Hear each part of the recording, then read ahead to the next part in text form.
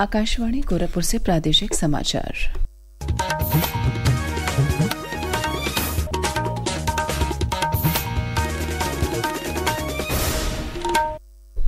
नमस्कार, समाचार बुलेटिन के साथ मैं शिवानी अरोरा। पहले मुख्य समाचार। अगले साल प्रयागराज में होने वाले महाकुंभ को भव्य और ऐतिहासिक बनाएगी सरकार। मुख्यमंत्री योगी आदित्यनाथ ने लिया तैयारियों का जायजा। न्यूनतम मजदूरी दर बढ़ाने के केंद्र सरकार के फैसले को जल्द ही प्रदेश में लागू करेगी राज्य सरकार। श्रम मंत्री अनिल राजभर ने कहा, केंद्र के फैसले का कर रहे हैं अध्ययन। अमेठी के शिक्षक हत्याकांड में पीड़ित परिवार को राज्य सरकार ने दी 38 लाख रुपए की आर्थिक सहायता, 5 बीघे भूमि का पट्टा भी दिया और राज्य के पश्चिमी हिस्से से मानसून की विदाई। पूर्वांचल में अभी कुछ दिनों तक बरकरार रहेगा मानसून का असर। अब समाचार विस्तार से। अगले साल जनवरी में प्रयागराज में होने वाले महाकुंभ की तैयारियां अभी से युद्ध स्तर पर जारी हैं। सरकार महाकुंभ को भव्य और ऐतिहासिक बनाना चाहती है। इसी सिलसिले में कल मुख्यमंत्री योगी आदित्यनाथ ने प्रयागराज पहुंचकर महाकुंभ की तैयारियों का जायजा लिया। इस दौरान श्री योगी ने महाकुंभ के प्रतीक चिन्ह, वेबसाइट और ऐप का शुभारंभ भी किया। श्री योगी ने कहा कि महाकुंभ के सिलसिले में 5,600 करोड़ रुपए की केंद्र और राज्य सरकार की परियोजनाओं पर काम चल रहा है। उन्होंने कहा कि बाढ़ और बारिश की वजह से अपूर्ण योजनाओं को पूरा करने की आखिरी तारीख 15 दिसंबर कर दी गई है। महाकुंभ के महत्व का जिक्र करते हुए उन्होंने कहा कि सनातन धर्म का यह अति महत्वपूर्ण और विशाल आयोजन है।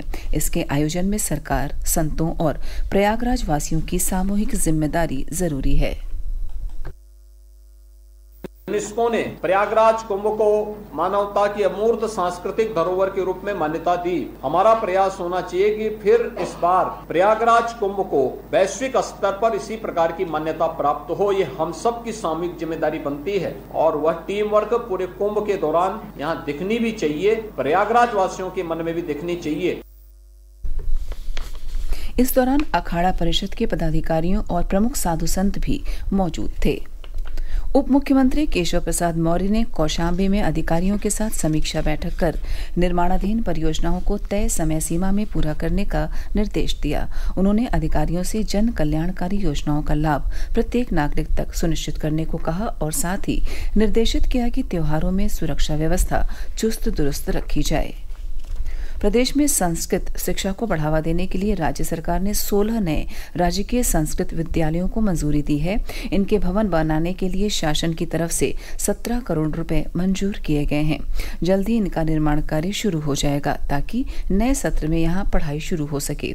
राज्य में फिलहाल मात्र 2 राजकीय संस्कृत विद्यालय हैं। इसी क्रम में नैमिषारण्य, प्रयागराज, अयोध्या, मथुरा और चित्रकूट में नए आवासीय राजकीय संस्कृत विद्यालय खोलने को मंजूरी दी गई है। इन जगहों पर विद्यार्थियों के लिए छात्रावास भी बनाए जाएंगे।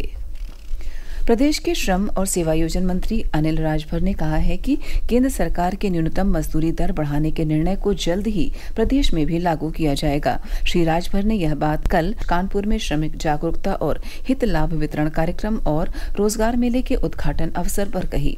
उन्होंने कहा कि राज्य सरकार श्रमिकों के कल्याण के प्रति कटिबद्ध है और इस दिशा में जरूरी कदम उठाए जा रहे हैं। मोदी जी की सरकार ने बहुत बड़ा फैसला किया है। जो न्यूनतम मजदूरी है उसको बढ़ाने की बात माननीय प्रधानमंत्री जी ने किया है। तो उत्तर प्रदेश के हमारे जो 8 करोड़ 39 लाख रजिस्टर्ड श्रमिक हैं, उनके मन में भारी उत्साह है। हम लोग भी प्रयास करेंगे। माननीय मुख्यमंत्री जी का आदेश भी हम लोगों को मिला है कि उसका ठीक से अध्ययन हो और जो भारत सरकार ने फैसला किया है उसको हम उत्तर प्रदेश में कैसे लागू करें, इस पर विचार विमर्श विभाग कर रहा है और बहुत जल्द हम इसको लागू करेंगे। प्रदेश के ऊर्जा मंत्री ए.के. शर्मा ने कहा कि बीते 4.5 वर्षों में राज्य में बिजली के दरों में कोई वृद्धि नहीं की गई है। साथ ही उत्तर प्रदेश में लोगों को सर्वाधिक बिजली मिल रही है। ऊर्जा मंत्री कल मिर्जापुर जिले के विंध्यवासिनी धाम में दर्शन पूजन और गंगा आरती में शामिल होने के बाद पत्रकारों से बातचीत कर रहे थे।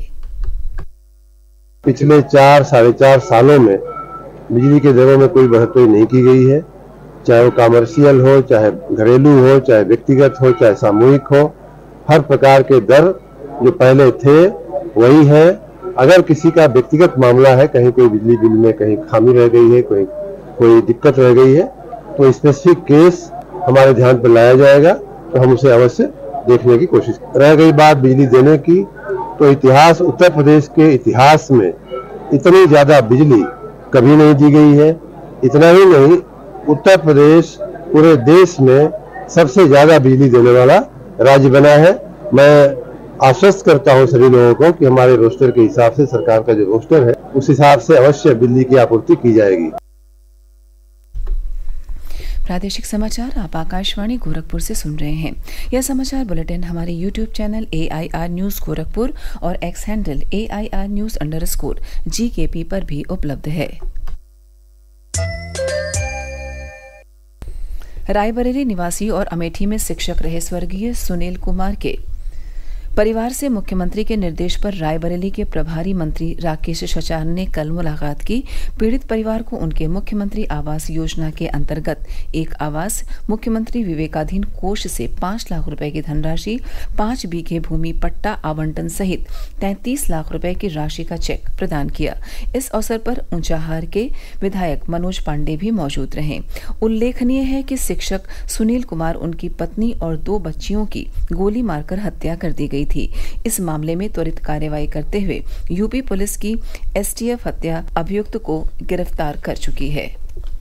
केंद्रीय वाणिज्य, उद्योग और सूचना प्रौद्योगिकी राज्य मंत्री जितिन प्रसाद ने कल पीलीभीत के ड्रमंड राजकीय इंटर कॉलेज में 14 करोड़ 80 लाख रुपए की लागत से बनाए जा रहे नाइलिट केंद्र का शिलान्यास किया। इस दौरान श्री प्रसाद ने कॉलेज मैदान में लगे रोजगार मेले का शुभारंभ भी किया।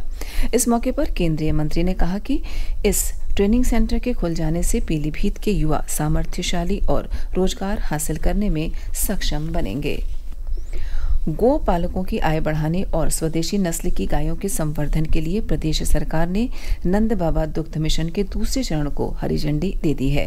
वित्तीय वर्ष 2024-25 में सरकार इस मिशन पर 74 करोड़ 31 लाख रुपए खर्च करेगी। इससे प्रदेश के 10,000 से अधिक गो पालकों को फायदा मिलेगा। शारजाह में ICC महिला T20 क्रिकेट विश्व कप में कल भारत ने पाकिस्तान को 6 विकेट से हरा दिया।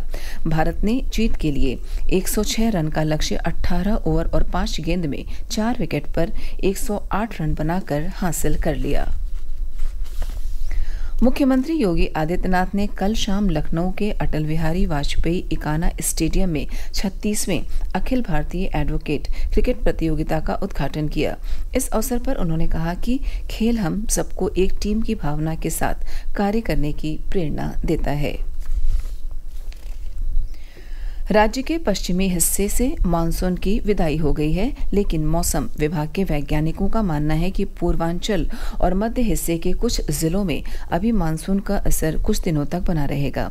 इस बीच कल राजधानी लखनऊ और आसपास के इलाकों में हल्की बारिश से लोगों को खासी राहत मिली।